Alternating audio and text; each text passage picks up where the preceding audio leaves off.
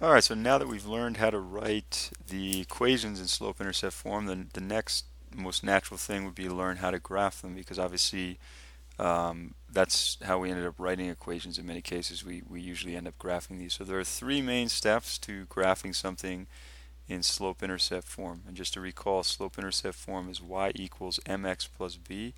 M is the slope and b is the y-intercept. And you'll find this is not too bad. You always start, step one is graph the y-intercept. So on number one, the y-intercept is 3, so I'm going to put a point right at 3, and that's step one.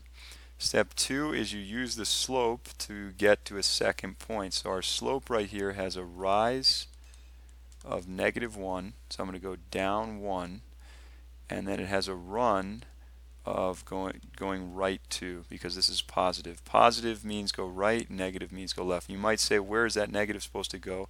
You can actually write it either way. You can write it like this, or you can write it like this, and I'll show you both ways. So let's start with this way right here. So down 1 over 2. So down 1 over 1, 2. There's my second point.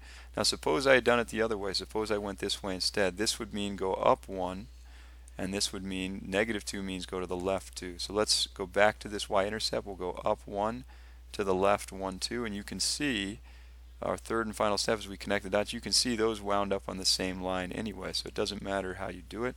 And that's our third step. We use the slope, rise over run. Last step is we connect the dots. That's all we have to do. So see if you can pause the video and try number 2 on your own right now. Alright, so number 2, this one right here is our y-intercept. So our first step is plot the y-intercept.